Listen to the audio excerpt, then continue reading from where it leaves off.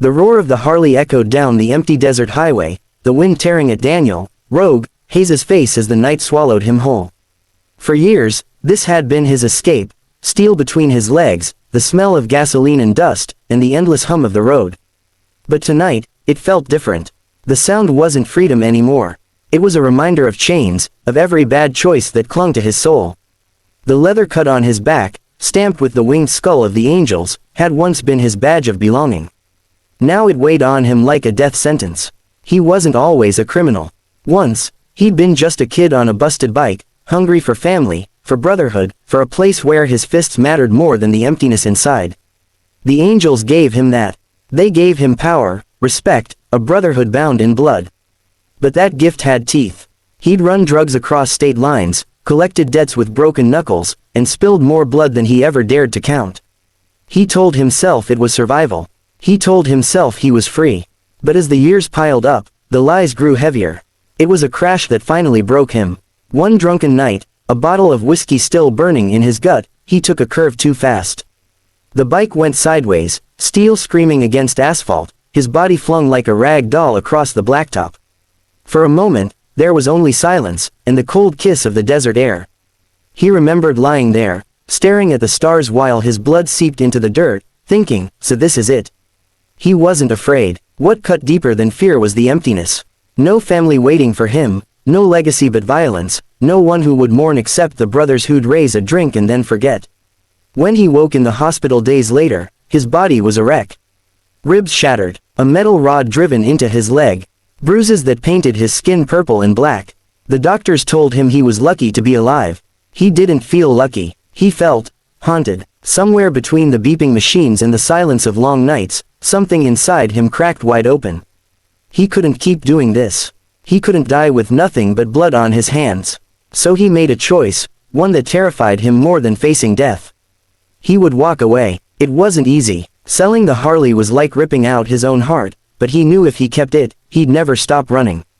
He moved into a beat-up trailer on the edge of town, trading late-night parties for quiet nights with nothing but his thoughts. And he started showing up at a local garage, hands deep in grease instead of blood. The work was honest. The smell of oil and metal reminded him of when he first fell in love with bikes, before the angels. But every clang of a wrench, every creak of the garage door, every ring of the bell above the shop made his chest tighten. Because deep down, he knew the truth. Leaving the angels wasn't as easy as taking off a patch. The first warning didn't come with fists or bullets.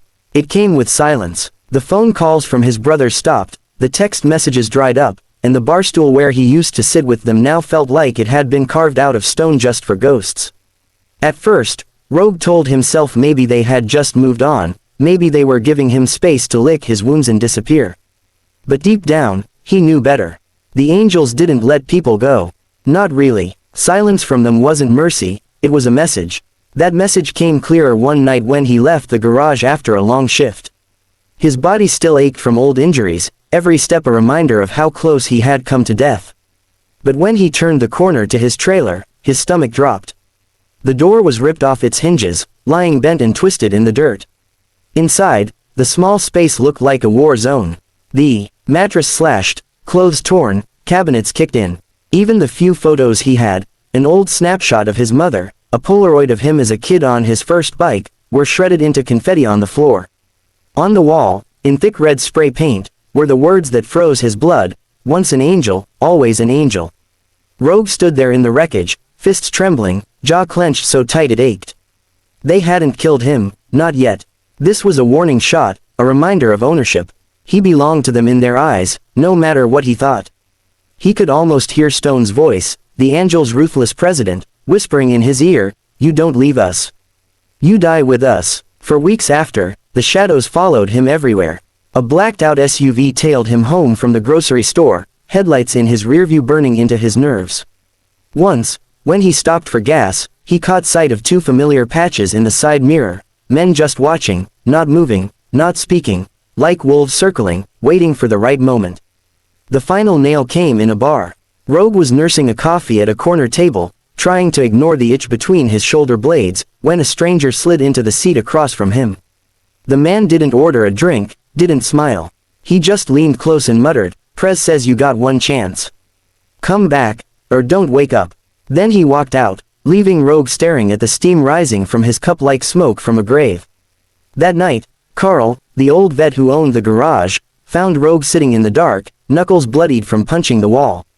Carl didn't ask questions. He just pulled up a chair, lit a cigarette, and said, "You can't outrun who you were. Believe me, I tried. But you can damn well fight for who you want to be." From his pocket, he pulled a small silver cross, worn smooth with time. "Carried this through the jungle in Nam. Kept me alive. Maybe it'll do the same for you." Rogue took it, his scarred fingers closing around the cold metal. It wasn't much, but it was something. A reminder that maybe redemption wasn't impossible. Still, when he found his old Harley chained outside the garage the next morning, its tank scarred with deep knife marks spelling out, "Ride with us, or die against us," his gut told him the angels weren't offering redemption. Only war. The desert night was thick with silence when Rogue swung his leg over the Harley again. He hadn't touched a bike since the crash, but seeing his old Harley chained outside the garage with that carved thread was more than a message, it was a summons. His gut told him he couldn't keep hiding, couldn't keep waiting for the hammer to drop. If he wanted freedom, he had to face the angels head-on, even if it killed him.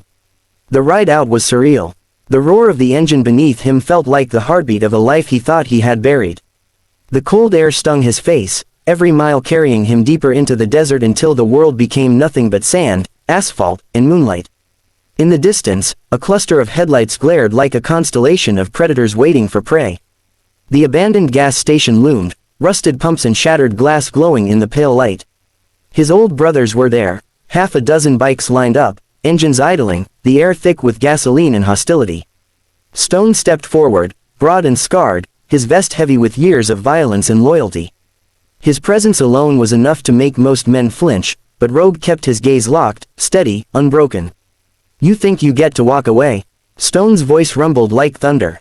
"You don't get to quit the angels. Nobody does. You bleed out in our colors, or you don't bleed at all." Rogue climbed off the Harley slowly, leaning on his steel cane, but his posture carried no weakness. His voice was hoarse but sharp as a blade. "I gave my soul to this life. I bled for it, I buried brothers for it. But I won't die chained to it. If you want me, take me now." The standoff was suffocating. Engines growled low, fists clenched, tension stretching the night taut as barbed wire. Stone's eyes narrowed, then he lunged, a blur of rage and muscle. But Rogue was ready. His cane swung hard, the steel cracking across Stone's jaw with a sickening snap. The fight was brutal, ugly, raw. Rogue's body screamed in protest, his broken leg buckling, ribs on fire with every breath, but adrenaline carried him. Fists flew, boots struck, steel cane whipping through the air like a serpent. Stone fought like the devil himself, but Rogue wasn't fighting for a patch anymore. He was fighting for every choice he'd never had, for every day he still wanted to live free of blood and chains. By the end, both men were bloodied wrecks. Rogue's face was split, blood trickling into his eye, but Stone lay on the ground groaning, unable to rise. The other angels watched in silence, waiting for the final blow, the kill that would seal Rogue's fate. But Rogue dropped the cane. His chest heaved as he rasped, "This is my redemption. You want my death, earn it, but I won't be your prisoner anymore." The desert held its breath. One by one, the angels turned their faces, engines firing like thunder rolling across the sand. Without a word, they rode into the night, leaving Stone on the ground and Rogue standing alone beneath the cold, endless sky. He was battered, broken, and far from safe. The angels would never truly forgive, and maybe one day they'd come back for him.